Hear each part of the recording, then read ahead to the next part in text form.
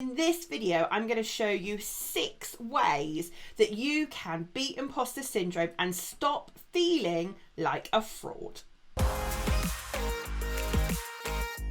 Hi, my name's Laura Evans and I help people like you to unleash their potential in business and life.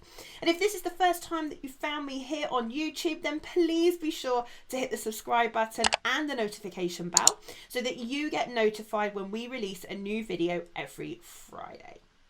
Now, this video is a direct response to a comment from the lovely Sierra. Sierra left us a comment on another video and asked if I would do a video on imposter syndrome. So here we are. Now, imposter syndrome is a really common problem for so many of us. Now, according to the Journal of Behavioural Science, about 70% of us will experience imposter syndrome. So I just want to say that because I want you to know you're in great company because so many people suffer with this. Now, while some research suggests women are more likely to experience imposter syndrome, in my personal experience, it affects people of all ages, all genders, all races. Like, it can affect everybody. It does not discriminate. Kate Winslet said, who, bear in mind, is an Academy Award-winning actress, I'd wake up in the morning before going off to a shoot and think, I can't do this. I'm a fraud.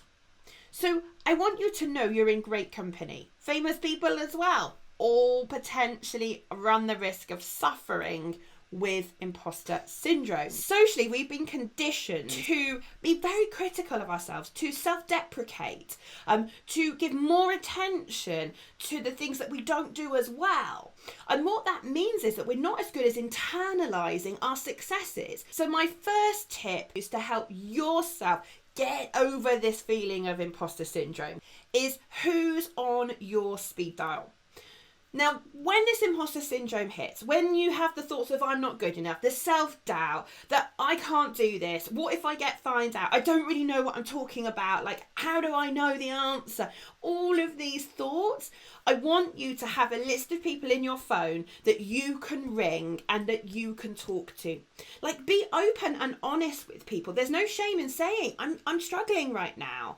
Could you just remind me, like, tell me some stuff I'm really great at.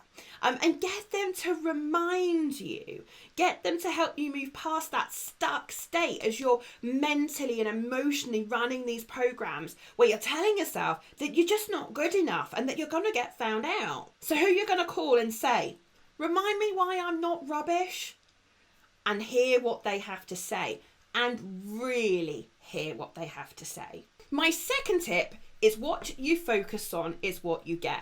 Now, I regularly walk my dog in the dark because I'm so busy at work. And the thing is, you know, when you walk the dog and you take the torch, you can only see the things you shine the torch on. So if I'm walking at night and I'm walking with Rosie, if I'm shining the torch in front of me, I can't see behind me. I can't see either side. Now, we have a phrase in NLP, what you focus on is what you get. A little bit like my torch. So if I'm shining the light on the imposter syndrome, on the self-doubt, on the I'm not good enough, and I'm giving that attention, then that's going to grow. And what isn't getting my attention is all the other things that I'm great at. Those other people when I may be presenting and people are loving what I'm saying. Like, I don't see any of that because I'm just focused on I'm not good enough. I'm going to get found out. I don't know what I'm doing. So how about you give some attention and energy to other things that are going to help you. Give energy and attention to people that lift you up, that support you, that remind you how awesome you really are, and cut down on the amount of focus and energy you put into I can't do that, I'm not good enough, I doubt whether I'm capable, and all of those things. So what you focus on is what you get. So let's get you focused on things that are going to take you in the direction you want to go in rather than the direction that you don't want to go in. Now, my third top tip is get yourself a brag or a hype file. This is mine that I have, and as you'll see on the front, I've got my brag file and I've got you are awesome. Yes, really, you are awesome.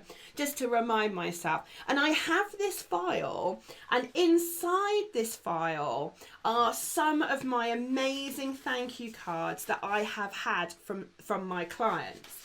Because when this pattern is running in your head that you're going, oh my goodness, I'm going to found out, oh my goodness, I'm rubbish at these things, and oh my goodness, I really don't know what I'm doing, then why don't you remind yourself just how awesome people think you are? Now, I've had, this is just a selection of them. I've had so many thank you cards over the years from different people. This one was one of the most recent ones that I had. And it's just amazing. Now, you had to be on the course to know what the whole carrot thing is about. And I'm not going to share it here. But these guys handmade me a card. And inside, they've written so many beautiful messages about how I've helped them, the difference that it's made, and it's just amazing. So like, honestly, I could go through all of these and all the others. My office is usually surrounded by them. If you've ever seen my YouTube videos before, you see they're normally up here. And I just love it. It makes me feel emotional. It makes me feel proud. It makes me feel like, do you know what? I really am good at what I do. And even for those people of us that appear to be the most successful, it doesn't mean to say that we don't have moments. The other thing which I also love having in the office are awards and things that other people have given me. So this award here, if I just hold it up to this camera here, you might see it a bit better. This was a lovely gift given to me in February 2017. I did a speaking opportunity for an organisation here in South Wales called Blue Rocket. And they were so grateful that they gave me this lovely red dragon, and it's been on my shelf for years and reminds me about the contribution that I make and where I give back to communities. And then this one particularly, you won't see it against my top. Let me hold it over here and see if you can see it. Hold on. There you go. Now you can see it. So this was my award in 2020 for being the leading NLP trainer in Wales. What an accolade to be the best NLP training provider in Wales. You know, people genuinely travel from all over the UK to train with me. Anyway, this video is not about me. My point is that this is what you need. You need to create this brag file. Like, do it on your laptop if you want to. Have a folder on your laptop that's got the screenshots. And when someone sends you an email that says you're an amazing person, or thank you for helping me, or you've done a great job today, like, put them somewhere that you can get your hands on to remind you in that moment when you're having this imposter syndrome, this self-doubt, that you can remind yourself, do you know what? You are good at what you do, and people do respect you and people do value you. And again, going back to my point 2, put your focus into that. Now, number 4 closely leads on to that, and that is about tracking your successes and also the times you trip up. Now, this is really important because one of the common things that people with imposter syndrome experience is they're not that great at internalizing success. So whether you have your brag file, or you keep a chronological diary, or you have a journal, or you use your calendar on your computer, like, remind yourself of your successes. I'm a massive fan of gratitude and gratitude practices.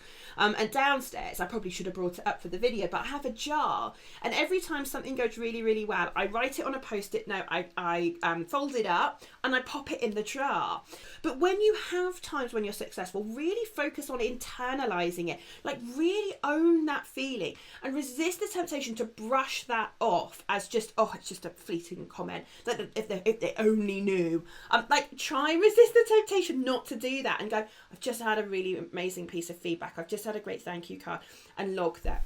But the reason I also want you to log when you trip up is because I want you to remind yourself that failure is not fatal. Failure is not fatal. And I want you to be able to look back over like a 12-month period and notice where you tripped up. Notice where you made a mistake.